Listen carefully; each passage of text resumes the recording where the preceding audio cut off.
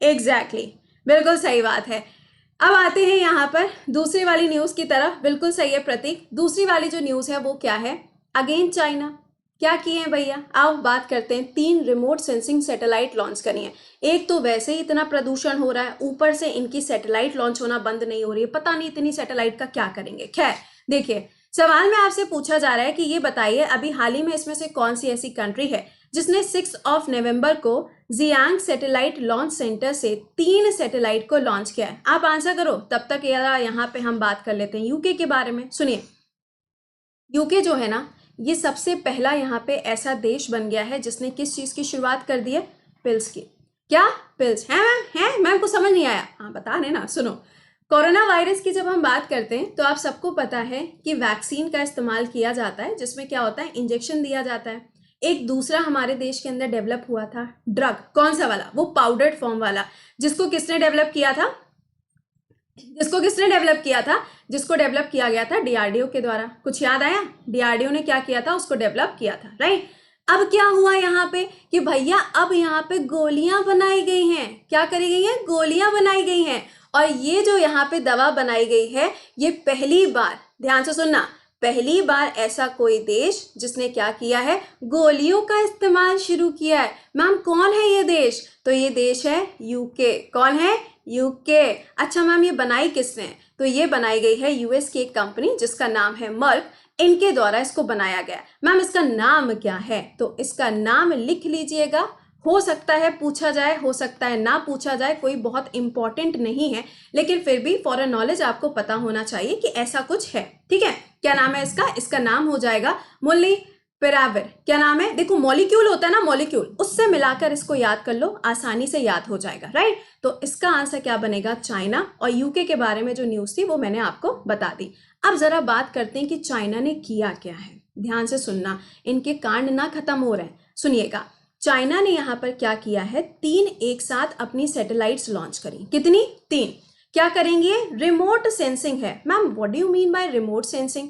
Remote sensing का मतलब है कि ये अर्थ की ऑब्जर्वेशन करेंगी। अर्थ की ऑब्जर्वेशन का मतलब है कि जब इनको भेजा जाएगा, तो जब ये अपने वाले स्टेज पे पहुंच जाएगी, वहां से पूरी अर्थ की ऑब्जर्वेशन करेगी और मैक्सिमम इंफॉर्मेशन जो है वो इन तक पहुंचाने का काम करेगी। ठीक है, सेकेंड पॉइंट समझिएगा। ये जो 3 सैटेलाइट भेजी गई हैं, आप कहोगे कि मैम इनके नाम क्या हैं?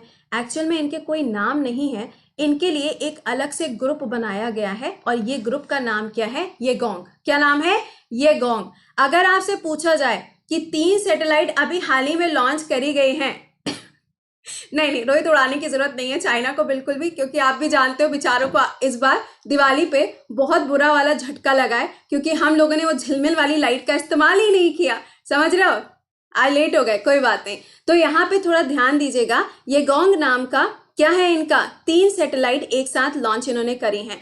एक्चुअली अगर आप देखो चाइना की, अगर हम बात करें ना, तो चाइना का जो स्पेस स्टेशन है ये भी तो बना हुआ है ना, और अभी अपना ये एक नया स्पेस स्टेशन भी बनाने के बारे में सोच रहे हैं। तो अगर आपसे पूछा जाए कि चाइना जो है वो अपना एक नया स्पेस स्टेशन जो बना रही है, उसके लिए एक मॉड्यूल तैयार कर रही है, उसका नाम क्या है? उसका नाम हो जाएगा तिहाने मॉड्यूल। और अगर तुमसे पूछा जाए कि भैया इसके अंदर अभी हाल ही में कुछ लोगों को भेजा भी तो गया है, जी हाँ, उस वाले मिशन का नाम क्या था? उस वाले मिशन का नाम हो जाएगा शेंजुआ।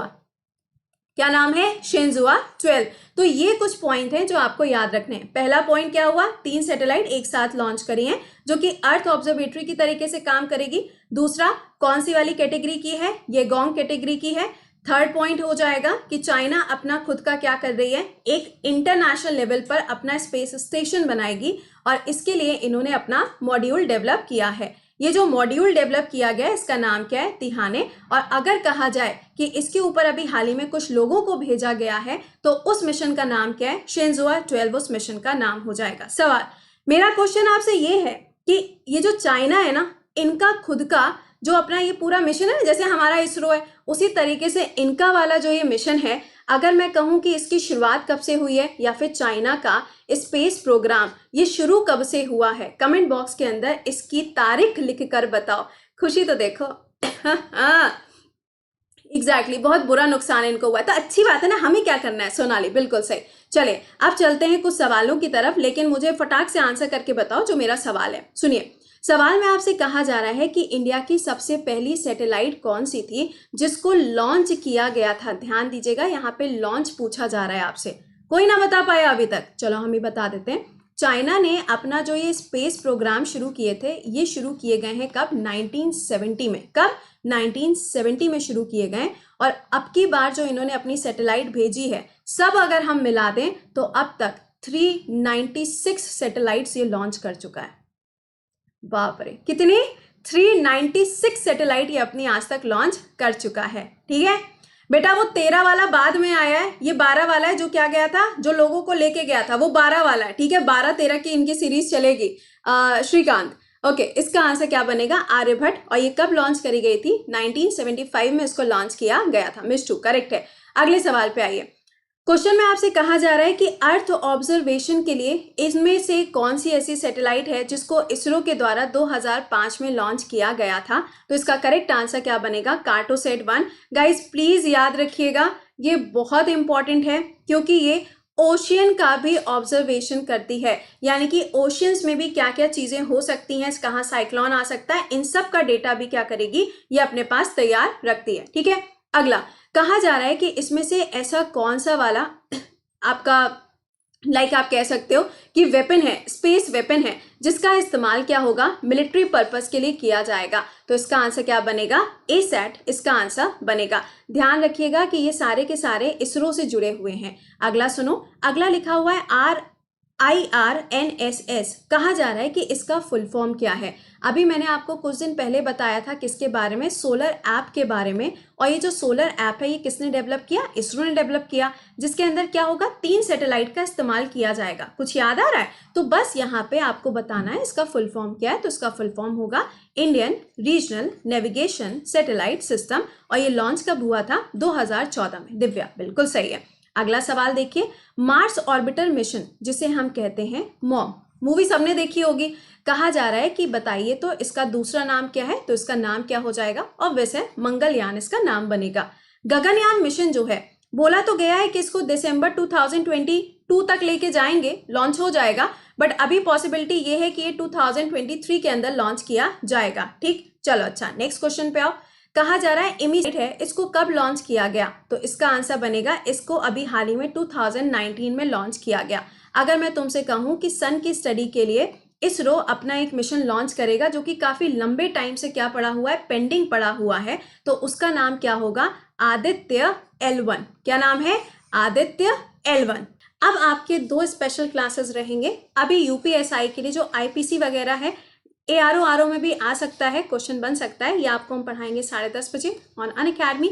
और दोपहर में 2 बजे जो है वो SSC JD और स्टेनो के लिए आपका मॉक रहेगा, जिसमें GS तो होगी, साथ में करंट भी इन्वॉल्व किया जाएगा, जैसे टेस्ट सीरीज होती है बिल्कुल वैसे।